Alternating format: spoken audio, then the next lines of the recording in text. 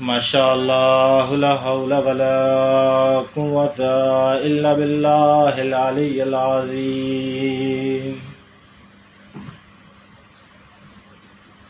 اعوذ باللہ من الشیطان الرجیم. بسم اللہ الرحمن الرحیم. الحمد للہ رب العالمین والعاقبۃ للمتقین وجنۃ للموحدین. الصلاۃ والسلام علی سید الانبیاء والمرسلین وعلى الطیبین الطاہرین المعصومین. اما بعد فقد قال الله تبارك وتعالى في كلامه المجيد وفرقانه الحميد وهو أصدق الصادقين. بسم الله الرحمن الرحيم.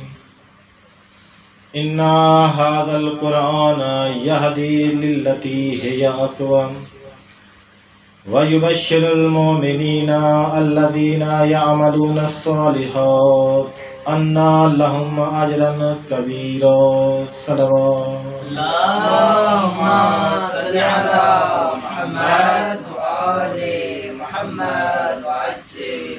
نعرہ تکبیر، اللہ اکبر. نعرہ رسالت، یا رسول اللہ. نعرہ حیدری، حسینیت، زندہ باد. یزیدیت، آواز بلند تر صلوات. اللهم صل على محمد وآل محمد.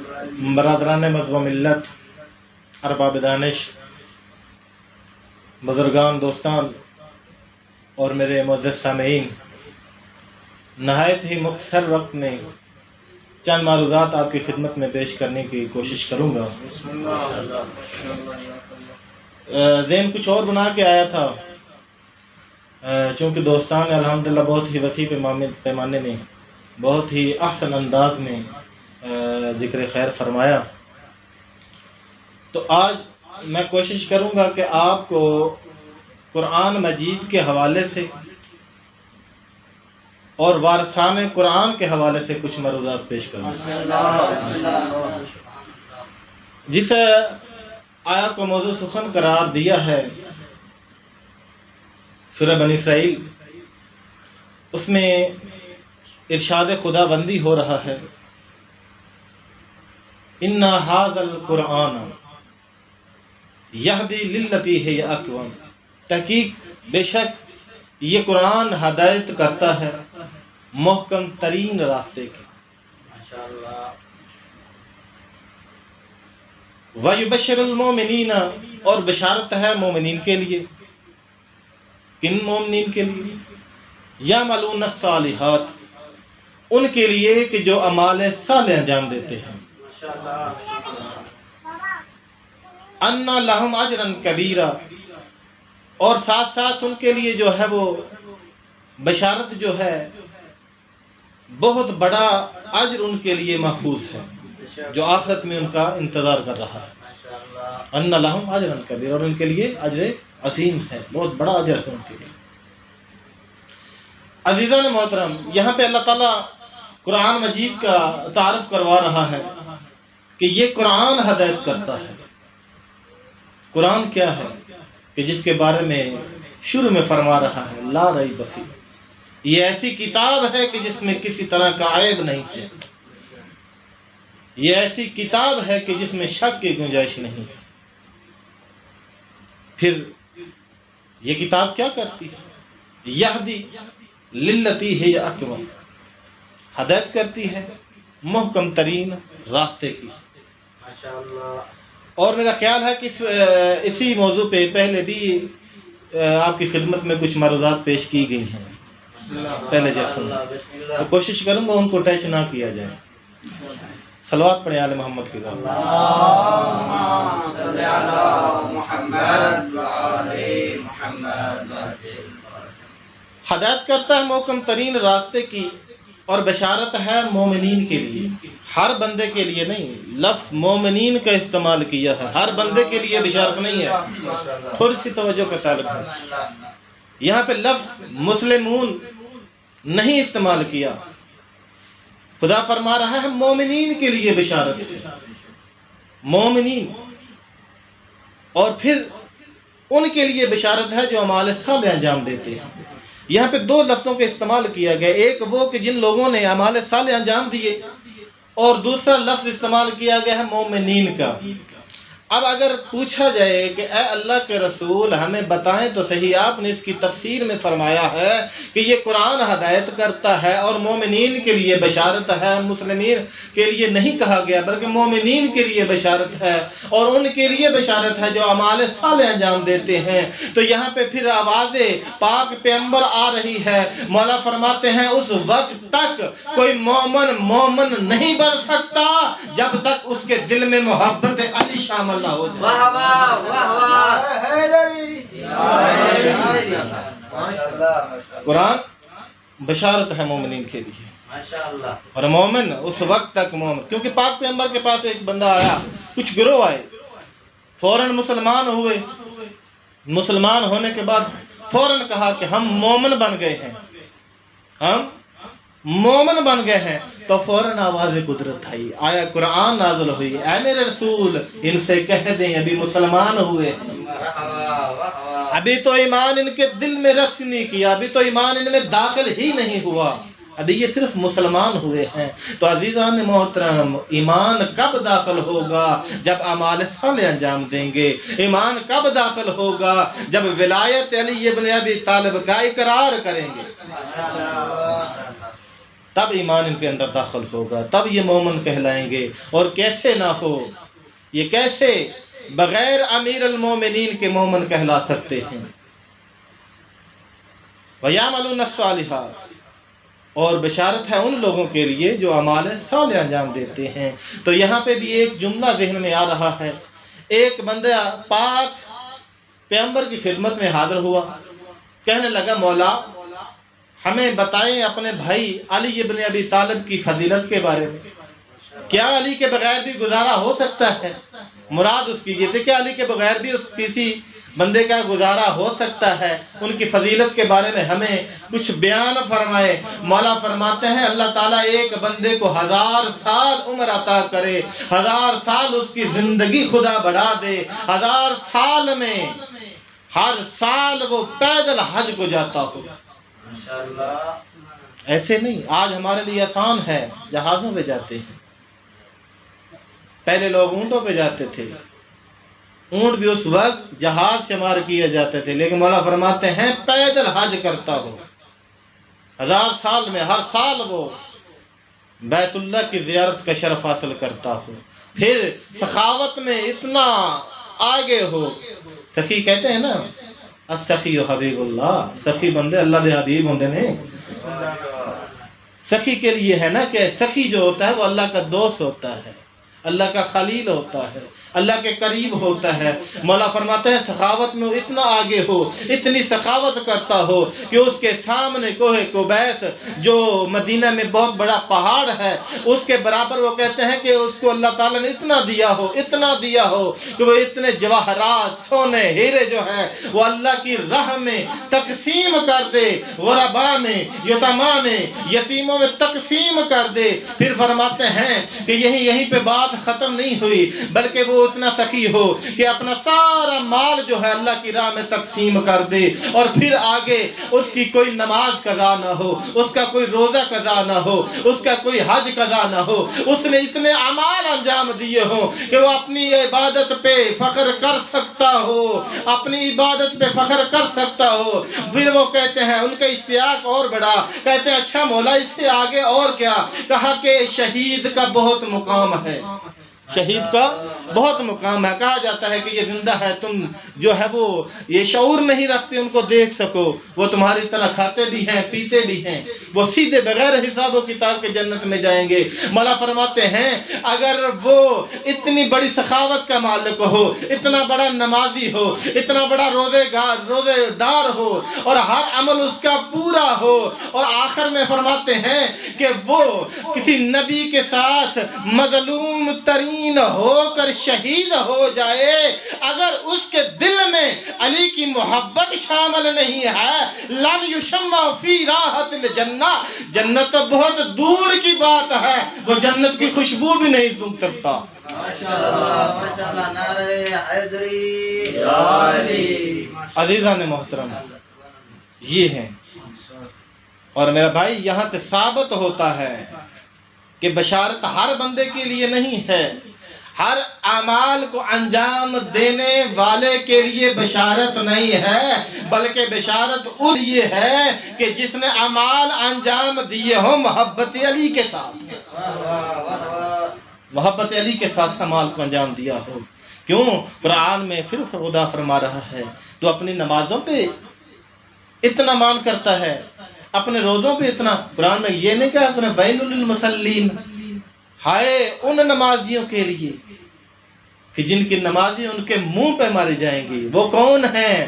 وہ وہی ہیں کہ جنہوں نے رسول کے فرمائے ہوئے پر عمل نہیں کیا، جنہوں نے اس کا عمل نہیں کیا، جنہوں نے ان کی محبت کو اپنے اندر نہیں بسایا، کہ جن کا ہاتھ پکڑ کر پاک پیغمبر فرما رہے تھے من کنت مولاہ فہذا علی مولا. عزیزان محترم یہ ہیں جن کے لیے بشارت قرآن دے رہا ہے. یہ تو قرآن ہے نا، یہ قرآن ہے کہ جس کی عظمت کے قصیدے قرآن میں پڑھے جا رہے ہیں. کہیں کہا جا رہا ہے کہ خبردار اس کو بغیر طہارت کے ہاتھ نہیں لگانا، خبردار یہ پاک کتاب ہے، خبردار یہ بے عیب کتاب ہے، بغیر وضو کے اس کو چھونا نہیں ہے. تو میرا عزیز یہاں سے ایک بات کا پتہ چلتا ہے، جس طرح قرآن بے عیب ہے، جس طرح قرآن پاک ہے، جس طرح قرآن جو ہے عظمتوں کا مالک ہے، اسی طرح وارثان قرآن بھی انہی عظمت کو مالک ہیں، انہی عظمتوں کے مالک ہیں.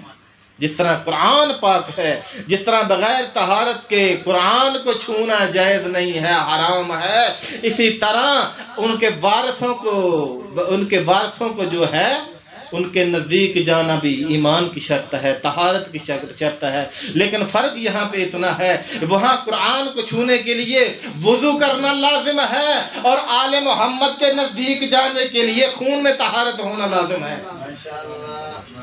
صلوات پڑھیں آل محمد کی ذات پر. اور یہ بھی میں نے اپنی طرف سے نہیں کہا کہ ان کی طہارت کے بھی قصیدے قرآن میں پڑھے جا رہے ہیں. نہیں پڑھا سورہ احزاب میں بسم اللہ الرحمن الرحیم انما یرید اللہ لیذھب عنکم الرجس اہل البیت ویطہرکم تطہیرا.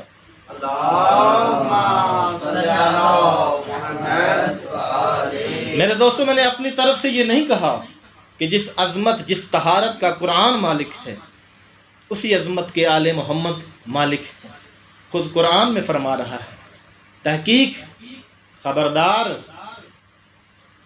یہ جو ہیں اللہ کا ارادہ یہ ہے کہ ان سے رجس کو دور رکھے. پوری تفسیر میں الحمدللہ آپ نے پورا عشرہ اسی آیت پہ پڑھا سنا ہے، اور کافی دوستان نے کافی کچھ بیان کیا ہے. میں صرف ایک نقطہ یہاں پہ بیان کرنے کے بعد اپنے موضوع کی طرف آؤں گا. یہاں پہ خدا فرما رہا ہے کہ بے شک اللہ کا ارادہ یہی ہے کہ اہل بیت نبوت سے رجس کو دور رکھے. اور پاکستان میں بہت بڑا مسئلہ بنا ہوا ہے کہ لوگ اعتراض کرتے ہیں، لوگ پریشان ہو جاتے ہیں، ہمارے مومنین سیدھے سادھے نا پریشان ہو جاتے ہیں، دیکھو جی وہ ہمارے مجلس میں نہیں آتے، دیکھو جی وہ ہمارے ذکر میں نہیں آتے، دیکھو جی وہ ہمارے قریب نہیں آتے۔ ارے خدا کے بندو، اس چیز میں پریشان نہ ہوا کرو، اس بات سے نگران نہ ہوا کرو، یہ کوئی پریشانی والی بات نہیں ہے، کیونکہ یہ ذکر خیر ہے، یہ ذکر پاک و پاکیزہ ہے۔ یہاں پہ وہ آئیں گے کہ جن کو خدا بلائے گا اور جن کے بارے میں خدا کہہ رہا ہے کہ ان کے قریب کوئی نہیں آ سکتا مگر طاہر۔ جب اللہ کہہ رہا ہے کہ رجس ان کے قریب نہیں آ سکتا، تو ان کو کیسے وہ آ سکتے ہیں کہ جن کے خون میں رجس ہے؟ وہ کیسے ان کے قریب آ سکتے ہیں؟ تو یہاں پہ ایک بات اللہ کہہ رہا ہے کہ میں نے رجس کو ان سے دور رکھا ہے، جس طرح دور رکھنے کا حق ہے۔ تو یہاں پہ اگر ہم نے اللہ کے دور کو سمجھنا ہے تو پھر ہم اللہ کے قریب کو سمجھیں۔ پہلے دیکھیں اللہ کا قریب کیا ہے، یہ بات سمجھانے کی کوشش کروں گا۔ اللہ کرے گا آپ کے ذہن میں انشاءاللہ ماشاءاللہ جو ہے آپ فضلاء ہیں، اس کو سمجھنے کی جو ہے وہ آپ زیادہ جو ہے وہ قدرت رکھتے ہیں۔ پہلے ہم اللہ کے قریب کو سمجھیں، پھر سمجھ آئے گی کہ اللہ کا دور کیا ہے۔ قریب حضرت آدم علیہ السلام کو اللہ تعالیٰ نے، صلوات پڑھیں آل محمد کے لیے،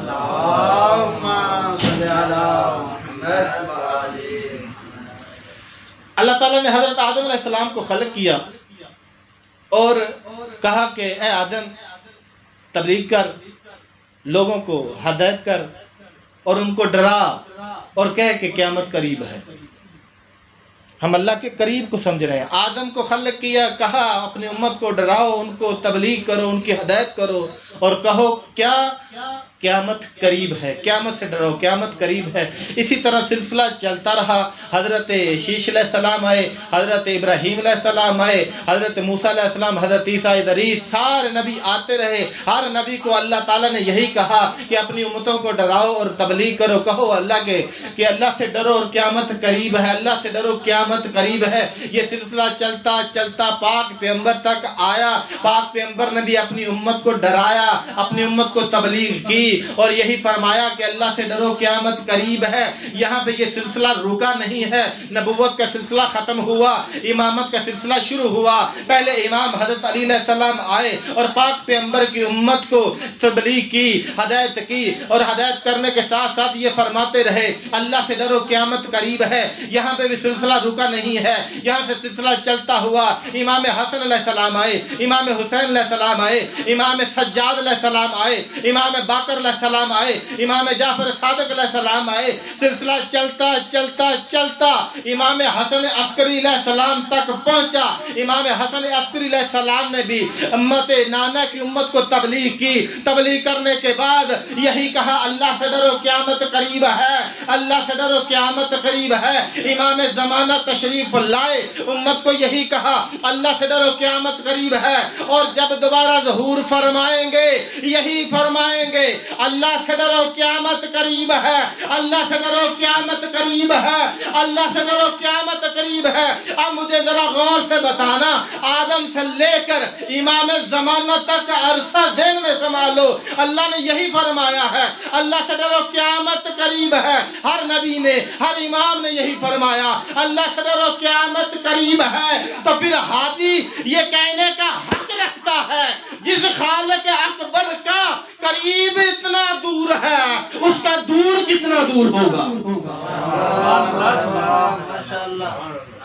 تکبیر، نعرہ رسالت، نعرہ حیدری، محمد وآل محمد، بلندتر صلوات۔ اللہم صلی علی محمد وعلی محمد۔ یہ ہے وارثان کی عظمت، یہ وارثان قرآن کی عظمت ہے۔ اللہ نے ان سے دور رکھا ہے رجس کو۔ اب سمجھ میں آیا اللہ نے کتنا دور رکھا ہے۔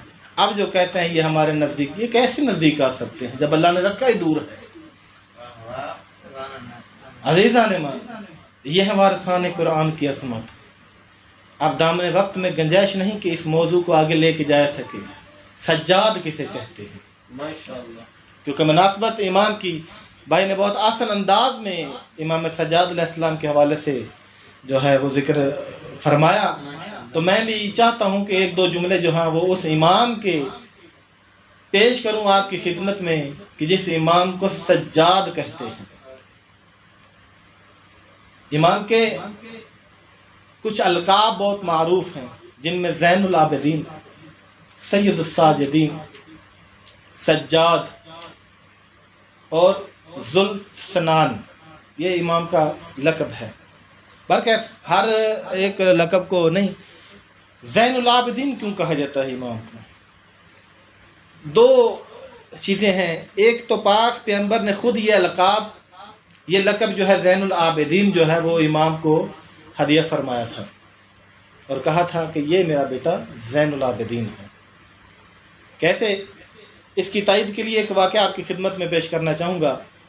امام نماز تہجد پڑھ رہے تھے، ایک بہت ہی اژدہا، شیطان جو تھا وہ اژدہا کی شکل میں آیا اور امام کے انگوٹھے کو چبانا شروع کر دیا، امام کو تنگ کرنا شروع کر دیا، لیکن امام نے توجہ نہیں کی، نماز میں مشغول ہیں۔ جب یہ عالم دیکھا نا، شیطان مایوس ہو کر واپس گیا، جب واپس گیا نا تو عالم غیب سے آواز آتی ہے، انت زین العابدین، انت زین العابدین، انت زین العابدین، تو ہے زین العابدین، تو ہے عبادت گزاروں کی زینت۔ یہ ہے ہمارے زین العابدین۔ پھر سید الساجدین، ایک امام کا لقب ہے سید الساجدین، سجدہ کرنے والوں کا سردار۔ تو برادران محترم، جو بھی جب سے دنیا خلق ہوئی ہے، جس نے بھی اس خالق اکبر کو سجدہ کیا ہے، اس کا سردار جو ہے وہ سجاد ہے، سید الساجدین۔ اور پاک پیغمبر فرما رہے تھے، جناب جابر ابن عبداللہ نے اسی چیز کے حوالے سے جو ضمن میں جو میں نے گزارش کی ہے نا کہ زین العابدین، یہ جناب جابر بن عبداللہ نے نقل کیا ہے پاک پیغمبر سے، مطلب فرما رہے ہیں کہ جب قیامت کا دن ہوگا نا تو آواز قدرت آئے گی کہ کون ہے جو عبادت کرنے والوں کا صحرا ہے، کہاں ہے؟ اس وقت صفوں کو چیرتا ہوا میرا اور آپ کا امام سجاد زین العابدین آگے بڑھیں گے اور لوگ اس طرح راستہ دیں گے اور لوگوں کو چیرتا ہوا آئیں گے، لوگ حیران ہوں گے، ایسے محسوس ہوگا جیسے کسی مخلوق میں، جیسے غلاموں کے درمیان میں سے کوئی بادشاہ گزر رہا ہے۔ یہ ہے زین العابدین، یہ ہے سید الساجدین۔ سجاد کسے کہتے ہیں؟ سجاد اس سجدہ کرنے والے کو کہتے ہیں کہ جب کائنات میں اس کو کوئی سجدہ کرنے والا نہیں تھا، سجاد اس وقت بھی اس خالق کو سجدہ کر رہا تھا، اس لیے کہتے ہیں سجاد، بہت سجدہ کرنے والا۔ عزیزان محترم، آج اگر ہم سید الساجدین کے ماننے والے ہیں، زین العابدین کے ماننے والے ہیں، امام تو ہمارا ایسا ہو کہ جو عابدوں کی زینت ہو، امام تو ہمارا ایسا ہو جو ساجدین سجدہ کرنے والوں کی زینت ہو، جو سجدہ کرنے والوں کا سردار ہو اور ماننے والے سجدے سے دور ہوں۔ عزیزان من، آج ہمیں ضرورت ہے کہ ہم اپنے صفوں میں دیکھیں اور دیکھیں کہ کہاں پہ کمی ہے، کیا ہم حقیقت میں اسی زین العابدین کو ماننے والے ہیں؟ کیا ہم حقیقت میں سید الساجدین کے ماننے والے ہیں؟ نہ، بلکہ ہمیں کہنے کی ضرورت نہ پڑے، دیکھ کر لوگ کہیں، ہمارے سجدوں کو دیکھ کر لوگ کریں، کہ ہماری عبادتوں کو دیکھ کر یہ لوگ کہیں کہ یہی وہ لوگ ہیں جو سید الساجدین کو ماننے والے ہیں، یہی وہ لوگ ہیں جو زین العابدین کو ماننے والے ہیں۔ عزیزان من، سجاد کسے کہتے ہیں؟ سجاد اس ہستی کو کہتے ہیں کہ بنی امیہ کی حکومت جو انہوں نے 72 سال جو ہے وہ کام کیا شام میں، 72 سال کام کرنے کے بعد انہوں نے کیا ہے؟ ان لوگوں نے آل محمد سے لوگوں کو دور کیا اور ادھر اپنے آپ کو معروف کیا ہے کہ ہم ہی اہل بیت نبوت ہیں، ہماری جد ہیں پیغمبر اعظم۔ اور یہی اس کی دلیل ایک بات سے ثابت ہوتا ہے کہ ان لوگوں کا معیار علم یہ تھا، آل محمد سے اتنا دور ہو چکے تھے کہ جب امام علی علیہ السلام کی شہادت ہوئی نا تو شام کے لوگ ایک دوسرے سے کہتے تھے کہ علی واقعی محراب میں شہید ہوئے، علی کے مسجد میں کیا کام تھا؟ اللہ اکبر، اتنا دور کر دیا تھا آل محمد سے۔ اور ہر جمعہ پڑھانے والے پر، ہر امام پر واجب تھا، 26 سال تک واجب تھا کہ وہ مولا امیر علیہ السلام پر شب و ستم کرے، سب و شتم کرے، ان پر لعن طعن کرے. ایسا ماحول تھا شام کا. سجاد کسے کہتے ہیں؟ بنی امیہ کی 72 سال کی محنت کو جو 1 گھنٹے کے خطبے میں نیست و نابود کر دے اسے سجاد کہتے ہیں. 1 گھنٹے کے خطبے میں جو امام نے دربار شام میں فرمایا تھا، اے لوگوں میں سجاد ہوں، میں مکہ کا بیٹا ہوں، میں منا کا بیٹا ہوں، میں آدم کا بیٹا ہوں. اپنی تعارف کرواتے کرواتے کہا میں اس کا بیٹا ہوں کہ جس کا کلمہ تم پڑھتے ہو، میں اس کا بیٹا ہوں کہ جس کا ابھی تھوڑی دیر پہلے سر بغیر در کے قرآن کی تلاوت کر رہا تھا، میں حسین کا بیٹا ہوں، میں زہرا کا بیٹا ہوں، میں علی ابن ابی طالب کا بیٹا ہوں. جب مولا نے یہ خطبہ فرمایا نا، تب لوگوں کو پتہ چلا کہ سجاد کون ہے. عزیزان محترم، کربلا، اسلام ختم ہو جاتا اگر کربلا نہ ہوتی. امام حسین نے کربلا میں صرف ہر چیز کو بچا لیا، لیکن سجاد اسے کہتے ہیں کہ جس نے کربلا کو بچا لیا، اور زینب اس کو کہتے ہیں کہ جس نے سجاد کو بھی بچا لیا.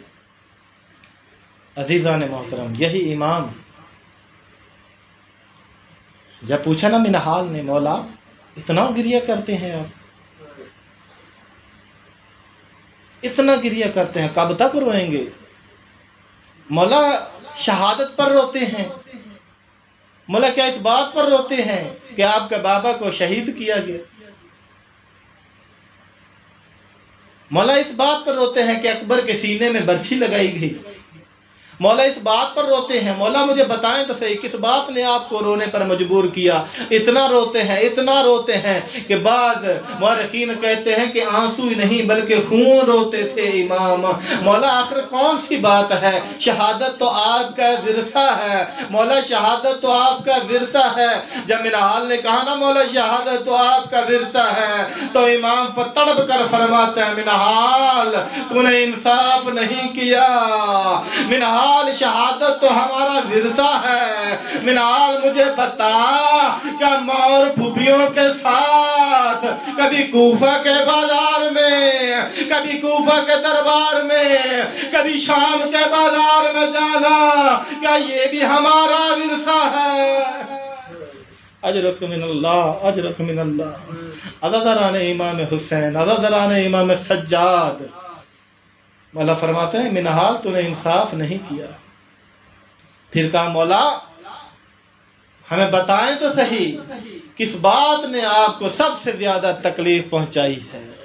مولا ہمیں بتائیں کہ جب علی اکبر کے سینے میں برچھی لگائی تھی کیا اس بات نے آپ کو تکلیف پہنچائی ہے؟ کہا نہیں، یہ ہمارے لیے مصیبت عظیم تھی، لیکن وہ مصیبت نہیں تھی، اس سے بڑی مصیبت نہیں تھی. کہا مولا کیا عباس کے اترنے نے، عباس کے بازو قلم ہونے میں، اس میں آپ کی سب سے بڑی مصیبت ہے؟ مولا فرماتے ہیں نہیں. مولا یہ بتائیں کیا اصغر کے جب 3 نوکوں والا تیر لگا تھا یہ سب سے بڑی آپ پر مصیبت تھی، اس بات نے آپ کو رلایا ہے؟ مولا فرماتے ہیں نہیں. مولا یہ بتائیں کہ جب سکینہ کے منہ پہ تماچے مارے گئے، مولا کیا یہ آپ کے لیے مصیبت تھی؟ مولا فرماتے ہیں نہیں، یہ مصیبت تھی لیکن اتنی بڑی مصیبت نہیں. مولا یہ بتائیں کیا جب اون محمد اترے تھے اس وقت آپ پر یہ مصیبت آئی؟ مولا فرماتے ہیں نہیں. مولا یہ بتائیے جب قاسم کا لاشا اور زندہ کو تقسیم کیا گیا اور چھوٹے چھوٹے ٹکڑوں میں تقسیم ہو گیا، یہ مصیبت ہے؟